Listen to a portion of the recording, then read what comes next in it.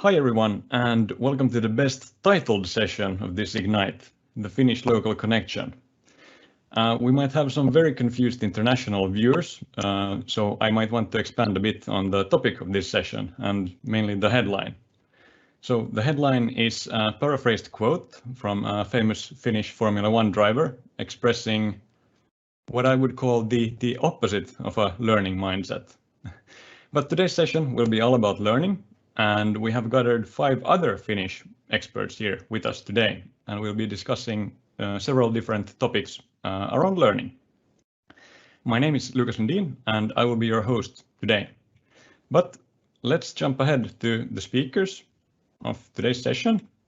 With us today, we have Karoliina Kettukari, who is an Office Apps and Services MVP. Her specialty is developing teamwork and internal communications with the help of Microsoft Teams. She loves to share knowledge and learn from others, and she also speaks actively at conferences and user groups like this. Then we have Dr. Nestori Syynimaa. He is an Enterprise Mobility MVP and has worked with Microsoft Cloud Technologies for over a decade and has been an MCT since 2013. He is currently CIO for 8 cities and municipalities in Finland and runs his own consulting business. Then we have Oskari Heikkinen. He is a data platform MVP and has several years of experience in running data analytics on Azure. He has been designing and implementing numerous projects for some of the largest companies in the Nordics. Then we have Petri Paavola.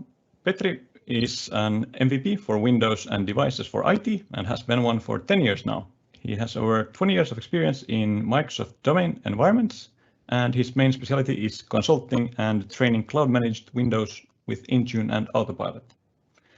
Then, last but not least, we have Vesa Pesku Nopanen, or Mr. Teams, as someone called him.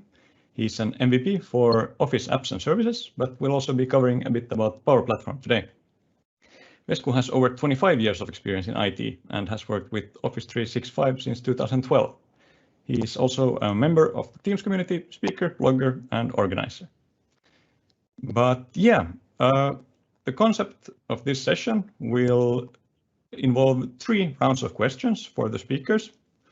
We will start off with an icebreaker question, asking them what the most recent thing they've learned is. This is then followed by the real questions, which will be questions about, first round about organization-wide learning.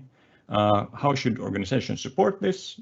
Are there any skills that every organization or every person needs?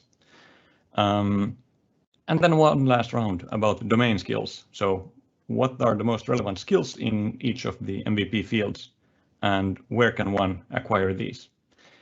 You are also free to ask questions in the chat. Or in the Q&A section. We will be following that too. But let's kick this off with the first question. So, Karoliina, what is the most recent thing you've learned? Thank you, Lucas. I'm so excited to be here today with my the best, coolest shirt ever. So it's the second day of Ignite, and yesterday I learned so many things. Of course, I have to mention Microsoft Mesh, the mixed reality platform that was announced at the keynote. If you didn't see the keynote, go check out the video. It's pretty wild. But actually, one of my favorite announcements from yesterday is the general availability of Viva Connections. That brings your internet inside Teams. And actually, the Viva Connections is included in your current licenses. So as Gerard Spataro yesterday said in our Modework table talk, Viva supercharges Teams.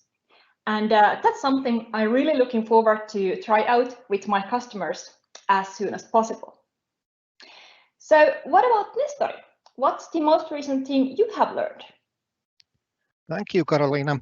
Well, as my MVP is enterprise mobility, but I'm focused on identity and access part, and I'm also doing some InfoSec research.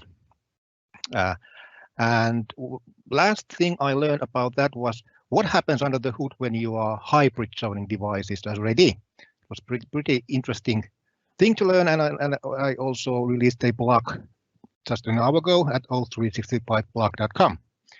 And that's it. So maybe Oskari, what have you learned? Absolutely. Thank you, Nestori. And good morning, everyone, also on my behalf. Honestly, the latest thing for me has related to accounting and financial statements, but on a more general level, I think the skills that have been recently useful in organizations deal with adaptation, communication, creative thinking. I would love to take this opportunity and stress the importance of soft skills for all of us working in technical positions as well. While we absolutely love to get our hands dirty with new and exciting tech, it's a great idea to also learn something else every once in a while. How about you, Petri? Thanks, Oskari. So I would maybe change the question a little bit. So what was the most recent thing I learned that changed my behavior? Because of course I have learned a lot from yesterday and every day, but last week I had a mind-blowing experience with PowerShell. Yes, the PowerShell, the core version, the real version of the PowerShell which is developed now. So we had a script which has to handle a lot of data. And in the beginning, it didn't run at all. It just couldn't end off all the tasks. Then we got to the 13 minutes runtime, and I did some performance optimization with hash tables. They are a big friend, but still it ran like many minutes. And then I decided to change to the PowerShell core, and from many minutes, it changed to many seconds. So that's when I decided that, hey, PowerShell core should be the default one, and the Windows PowerShell is only used for compatibility if needed. How about you, Vesa? What have you learned? Thank you, Petri. And hello, everyone. It's so great to be here because, hey, community rocks and seeing all friends there using the Q&A, that's just a great feeling here. Of course, I want to kind of take a side with Carolina here about the yesterday's keynote. The Microsoft Mesh is basically awesome, and I like the way it brought back 3D with the big boom. That's like a mic drop in there. So I learned from yesterday that I really need the virtual reality headset with my computer so I can start experimenting with that.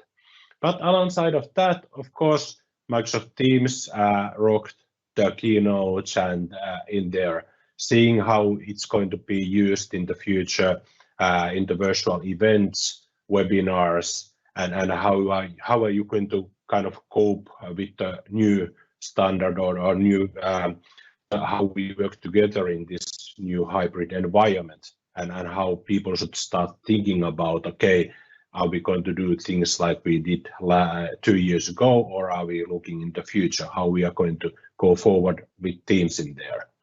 But I also learned today that kind of a reminder that every parent should really know, but we tend to forget it, is that even if you have a very carefully planned schedule, especially for Ignite, kids can tear it apart in a matter of seconds. So back to you, Lucas. Thank you. That was the warm-up round. And yeah, the virtual reality is very interesting. Being a long-time RPG player, I've just wondered when I can be RPGing work in the future. But hey, let's move on to the real questions. So the first round of the real questions will be regarding organization-wide learning. How should organizations support learning? And are there any skills that every organization or every person needs? So we'll start with Carolina again for the first one. Thank you.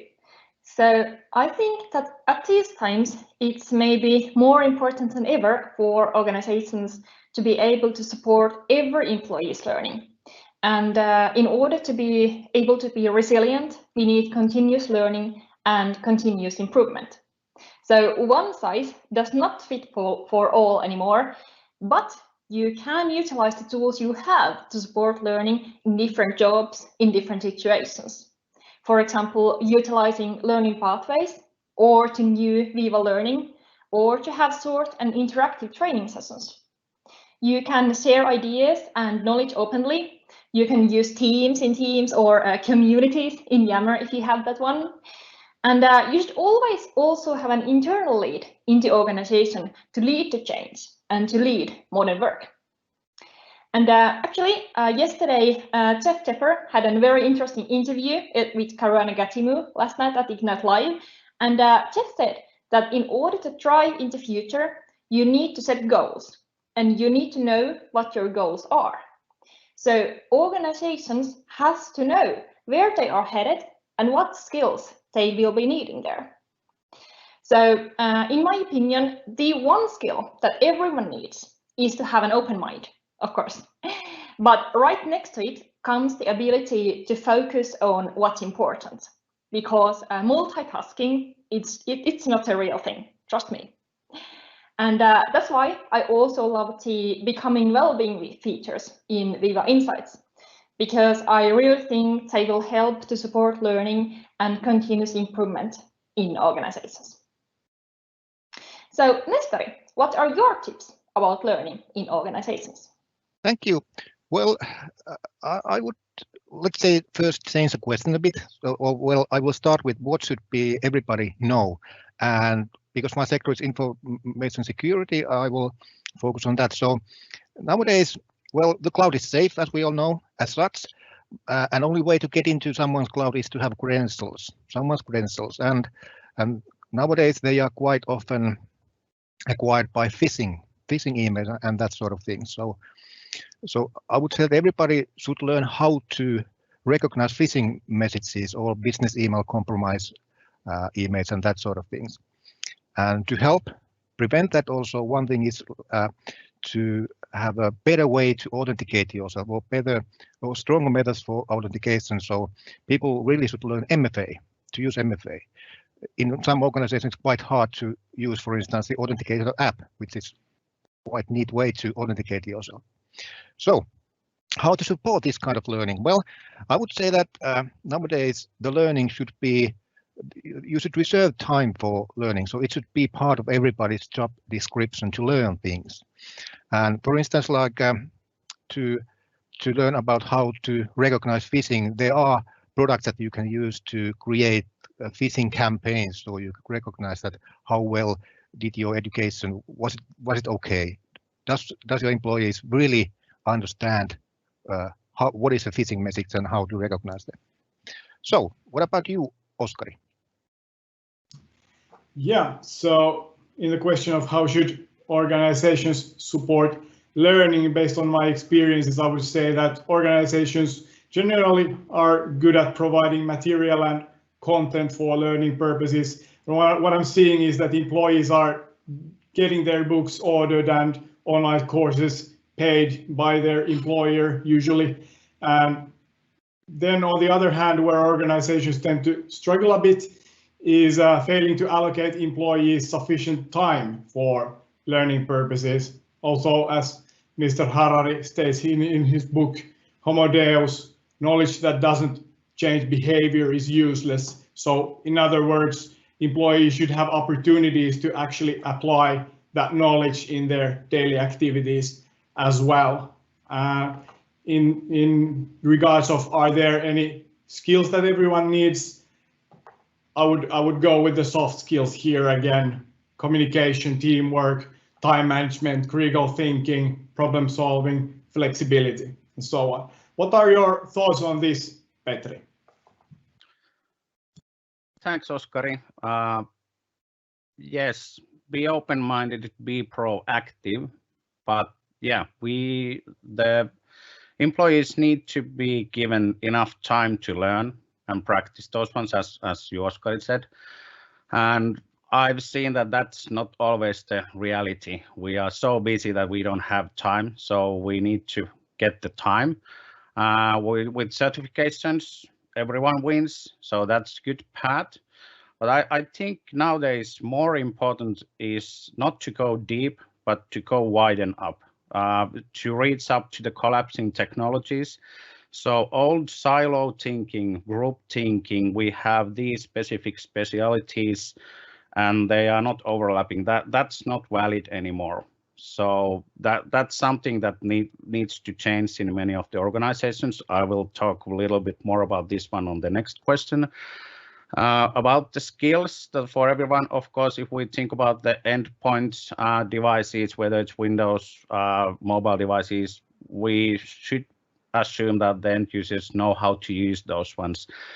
Log in, connect to network, open browser, open any apps. But I would actually change this question once again in the opposite way, that we as an IT professionals should provide a user experience where the user doesn't kind of need to know how it works. So they can find all the apps, they can find all the web pages, they can find all the teamwork places, all the files where they should be, and we should create the usability to the end devices, whether it's browser, start page, Windows start screen, that's still valid, that's really good, and so on. So we have to take responsibility for IT professionals also. What do you, Vesa, think about in this question? Thank you, Petri. Of course, I have a lot to think about that, and I like to again twist this question a bit, and I think sharing about what organizations should start doing, how they should be changing their behavior as well. You all know, at least the panelists, that I have a very strong passion to teams and to teamwork overall, so it's not a big surprise if I say that applications in Teams are the thing now and in the future, and that is the way. So organizations need to stop worrying and love the applications in Teams. In other words, they should start embracing and taking advantage of Teams as a platform. That's a big mindset in there.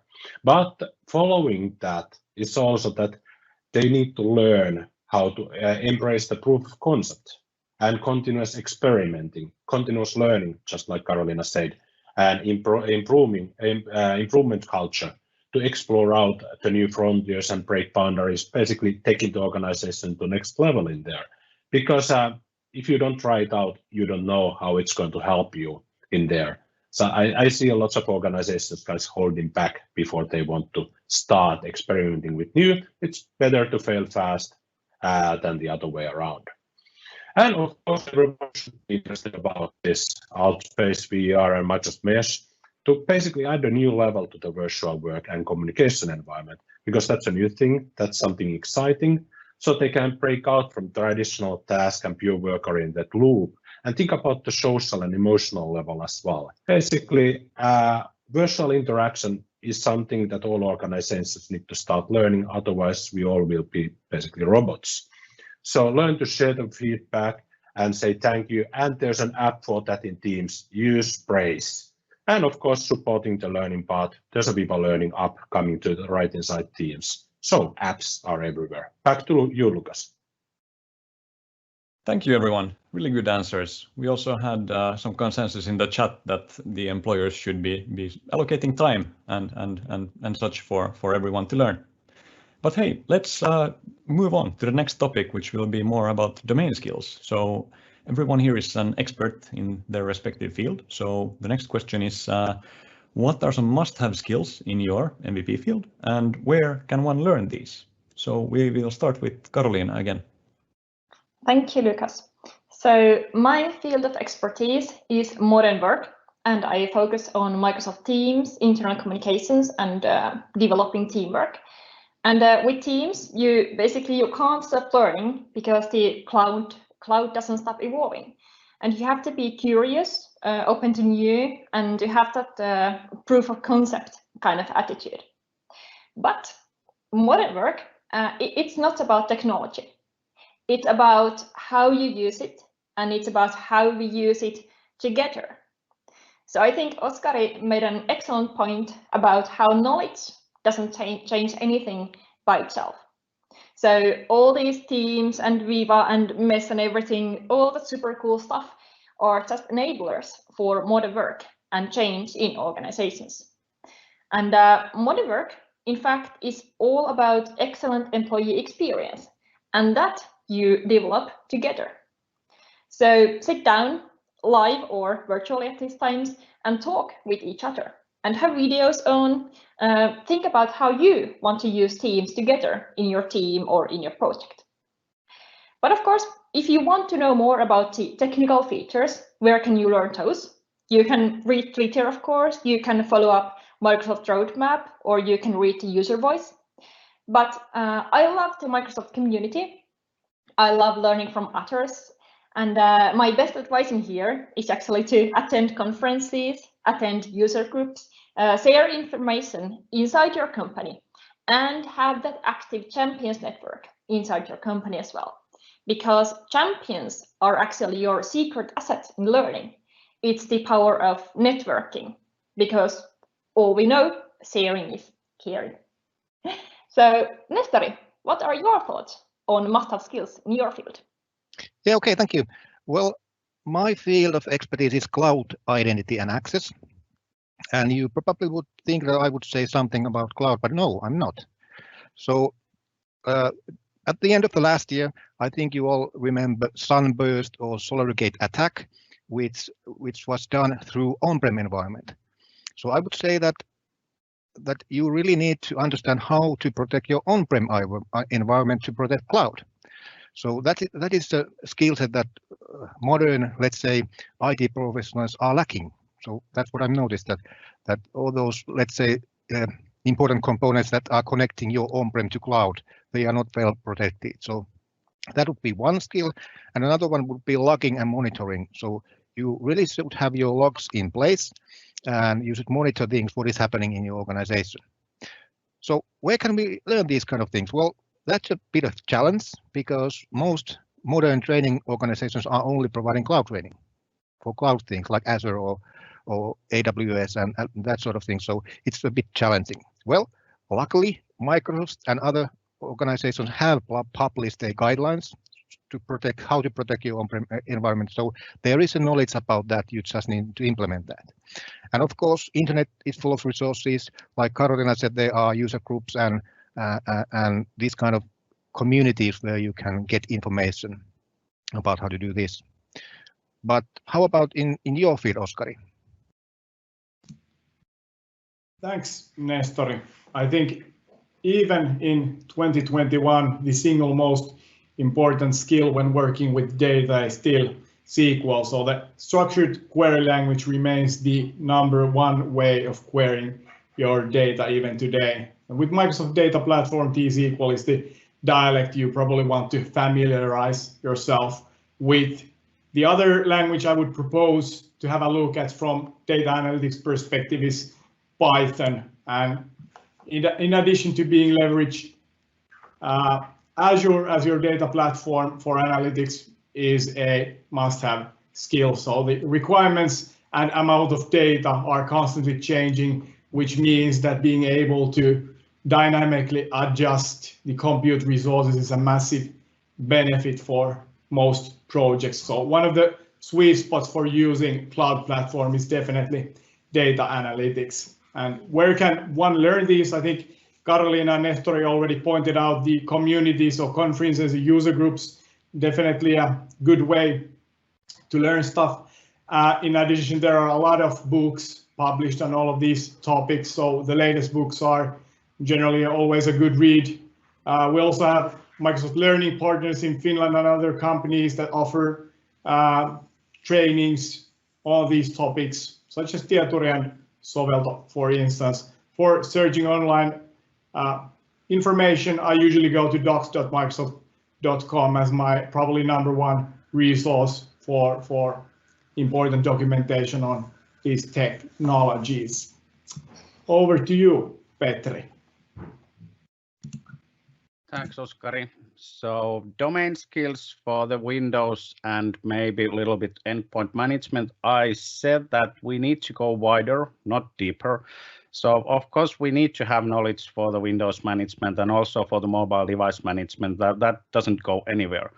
But just a few examples of the overlapping technologies. Fasten your seatbelts. I will go fast so we understand what kind of technologies we are dealing with. Windows 10, Windows Autopilot, Intune, Azure AD, identities, licensing, identity security, MFA, Authenticator app, passwordless signing, password self-service reset on cloud and on Windows login screen, device security, mobile device management, encrypted files and emails, file encryption overall in all services, access management, conditional access with Intune, scripting, PowerShell, automation with Power Platform, automation with Graph API, log analytics, teamwork, and the list goes on. So yes, we do overlap pretty much with all of the technologies, even when we are dealing with the end devices. So that's why I said we need to go wider. We don't need to be experts on all of these areas, but we need to at least understand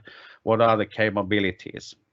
So yeah, it's like mind-blowing what kind of things we need to at least understand.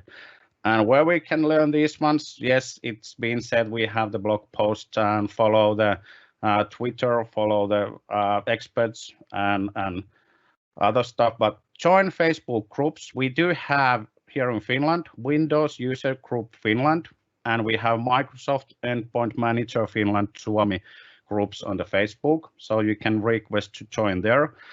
And my tips where to learn, what I do, learn by trying, learn by doing, and learn by failing. And especially when we fail, we need to figure out what was the problem and we need to fix it. That's when we learn the most. And the last, Vesa, what do you think about this question? Thank you, Petri. That was an excellent list of things to learn from your part, and I really liked the last part, like try it out and fail and figure it out. But as you, I have a kind of a big bag of skills people should learn. And looking from my perspective, of course, it kind of revolves around Microsoft Teams and applications. Because when organizations start using the applications, they will find a lot of benefits, like less need for supporting services and being more efficient, and more especially modernizing those legacy Excels and file-based systems as applications that can also be run inside Microsoft Teams. And to go there, basically, there are several levels and several kinds of people there. Like full code devs, of course, need to learn about how to extend and build Teams out applications via their full coding stack and using services like bot framework, Azure, and databases. And citizen devs need to learn and look and learn about low-code platforms in a Power Platform, especially around Dataverse for Teams and full Dataverse skills. There's a difference there.